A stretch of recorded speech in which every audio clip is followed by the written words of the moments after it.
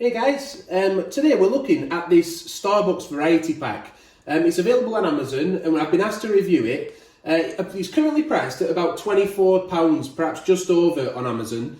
But you can get 15% off that if you use a subscribe and save feature, up to 15% off. So that'll take it closer to the £20 mark, won't it?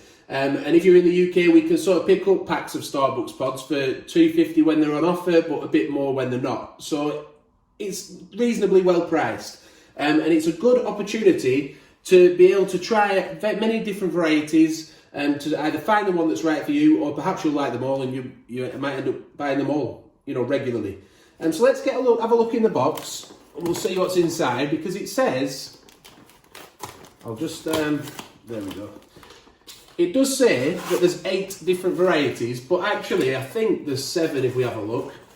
So we've got the Cafe Verona, which we have reviewed in the past, and again the house blend, but we'll have another look at those, especially now I'm more of a black coffee drinker as well, and that's something I'm interested to go back and try again. We've got the Colombia Espresso Roast, Starbucks Blonde Espresso Roast, Sumatra, and here we see you've got a decaf espresso roast to match up with the non-decaf version. So it's actually 7 different types, but a decaf added on. And then this Pike Place, which has been recommended to me recently to try. So that's a Lungo, I think. So we'll be giving that a go. But we'll start off, I think, with the lighter roast, which I'm assuming is going to be the blonde one. But I'll just get them out of the pack now, check the intensities, check the roast, and we'll go from sort of the lightest roast up to the darkest, most intense pods. We're just going to have a run through the intensities just before we begin, just to give you more of an idea of what they are. So the Blonde Espresso Roast, that's an intensity 6. The Single Origin Colombia, that's intensity 7. We've got the Pike Place at intensity 7. That's a Lungo. House Blend Lungo, intensity 8. Single Origin Sumatra Coffee, which I'm looking forward to trying. That sounds nice. Intensity 10. Cafe Verona is nice. I've had that before, but we'll try it again. Intensity 10, Espresso Roast, both of them at intensity 11, decaf and standard. So let's start with the Blonde Espresso Roast as espresso, and then we'll try it as a cappuccino as well. Starbucks pods are actually made by Nespresso. So at the bottom there we can see Starbucks by Nespresso. So that means you can also recycle them through Nespresso. So you don't have to worry about separating them off if you are mixing and matching with normal Nespresso pods. They can all go back in the recycling bags to Nespresso. So we're going to start with this blonde one then. If we have a quick look on the packaging, it says that it's Latin America, a blend of beans from Latin America, carefully roasted to coax out sweet and vibrant notes, soft and balanced, and it pairs well with milk and also as espresso. Now we can see the intensity ranges there. Like I said, it's a low one. What was it again? Intensity 6. So it's down there at the bottom end of that list. It goes up to intensity 12. And it can be made as an espresso or as a ristretto, which did surprise me, because a lot of the time you find that the ristretto ones, they are the higher intensity pods where you can make them as a ristretto as well. But this one says you can make it that way. So we're going to try that now. So these are the pods then. They show that they're separate by the writing on the top. So if you have them in a box, you can easily get to the one you want if you don't know the colour. Like I said, they are made by Nespresso, so I've got no worries about machine damage or anything like that with them being compatible pods. Sometimes you worry about that depending on what they're made out of, but these being made by Nespresso should be absolutely fine. So let's see what the roast looks like then.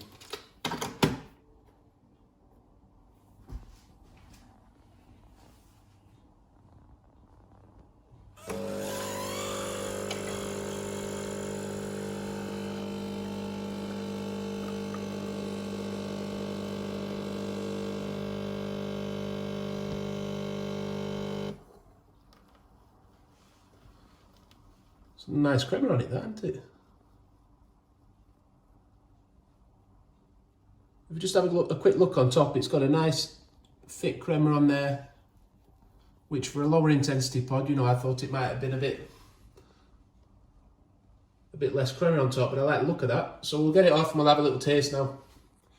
So we've just had a little taste of the espresso, and the first thing to note really is that the aroma was really, really nice and sweet, wasn't it? Pleasant. But as I say, I didn't expect it to have so much body. And when you taste the espresso, it was a lot of acidity to it, very vibrant. Now I like those sort of flavours. My wife, Abby, you said you you don't really, it's too acidic for you, wasn't it? I think it is, yeah, just slightly too acidic. It's still nice, but it's not really the kind of flavours I personally prefer. But very nice as espresso, and I really liked it. So I'll try it with milk now.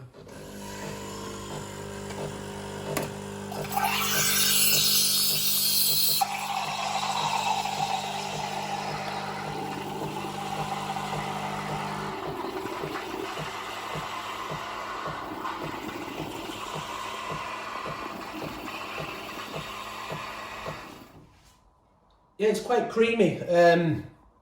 It is very light. It's not bold at all, which you would expect. You know, it's only a low intensity pod.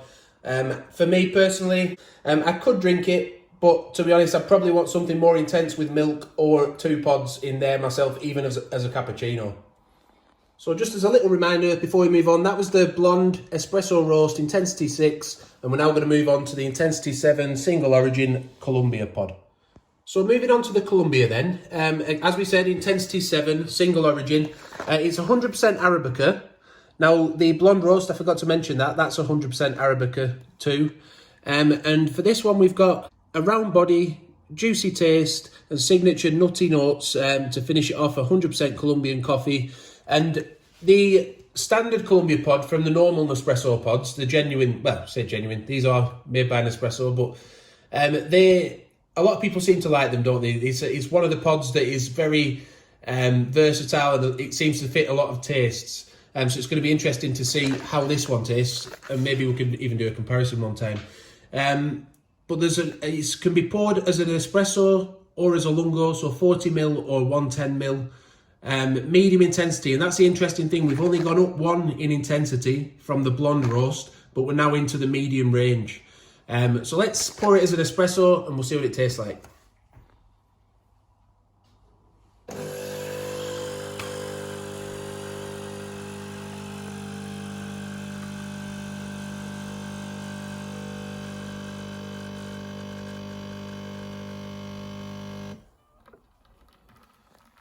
So we can already see it's slightly darker. I'd say slightly maybe less body. I'm not sure. Maybe I have to go back and have a look at the blonde roast. It's very similar, maybe slightly less body on this one. But you can see the darker roast. It's got a slightly darker brown colour, hasn't it? But we'll give it a taste now, see what it tastes like. It's just a nice nutty coffee, but it's well rounded. More rounded than the blonde one that we just tried a second ago. That was more acidic.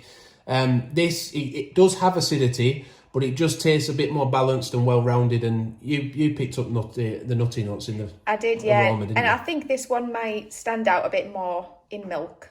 I think the blonde one was nice, but I think I would need a double shot of that one in a cappuccino. But I think the Colombia, I could possibly have just a single.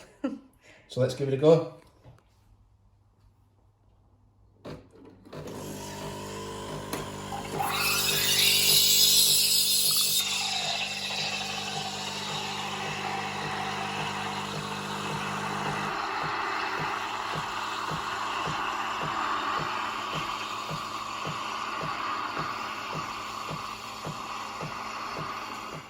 We'll just try it as a cappuccino, but I will say, as I had a bit more of the espresso, it is quite, it does leave a bit of an acidy texture in your mouth, this one.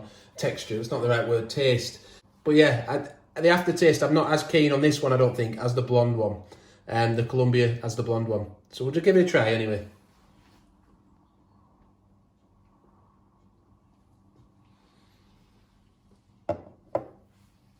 See, that's more rounded. For this one, I'm going to get Abby to have a taste off camera as well before we give an opinion, because to me it just tastes a little bit weak. It seems to have lost its flavour a little bit. Maybe that would need 2 pods as well, if you like a strong coffee.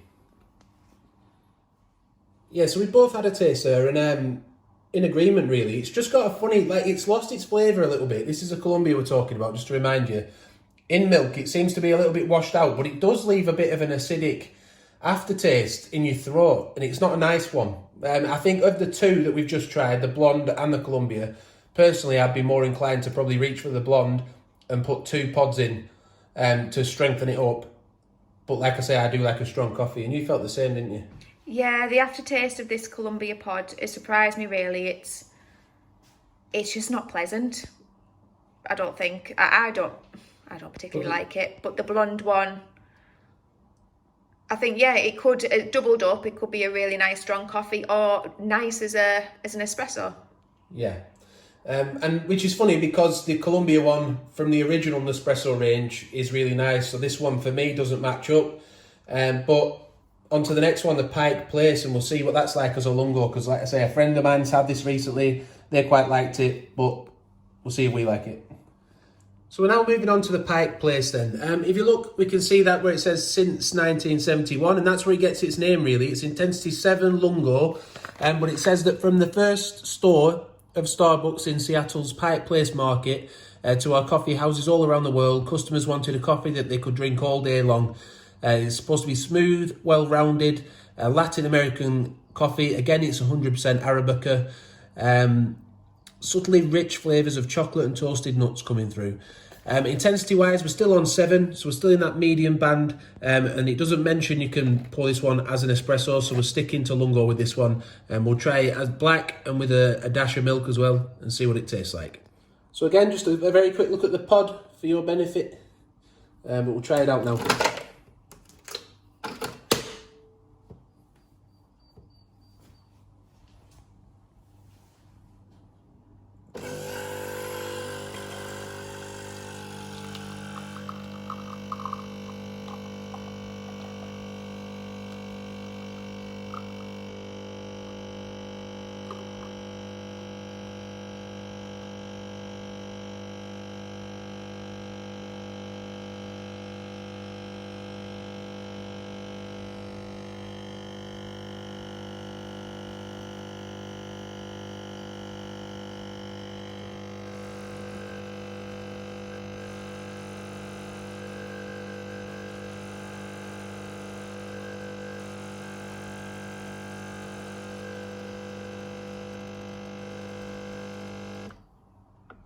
I don't know how you felt as that was pouring, but right from the get-go then it looked rich and it looked creamy to me. And it looks really nice and it's like it's going to be nice to drink.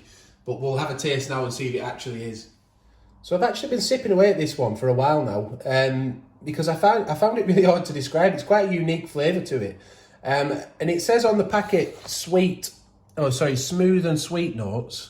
But it also says chocolate on there, flavours of chocolate and toasted nuts, and the only way I can describe it, I suppose, is it's sweet, but there's a bitterness to it as well. Not nasty. It's just one of those where you'll either like this or you won't. I think it's a bit of a striking flavour, but probably a dark chocolate, maybe a bit of bitter dark chocolate coming over the top of the sweetness. An interesting coffee. One to try. It reminds me of one of the Nespresso Lungos, but I can't think of which one it is right now, so I'm going to have to go through trying them. I've just tasted the Fortissimo Lungo because I thought it might not be the green one, but it's a bit different to that. So if I come across it, I'll let you know in the comments. But a very interesting coffee. You'll either like it or you won't, I think. I did just add a drop of milk with this one just to see what it tastes like, and it hasn't lost its flavour with a little drop of milk, and you can taste the sweetness, but it hasn't lost that little bit of bitterness coming through over the top. I think I prefer it with milk. This one, just a little drop of milk, maybe even a drop of cream might be nice as well.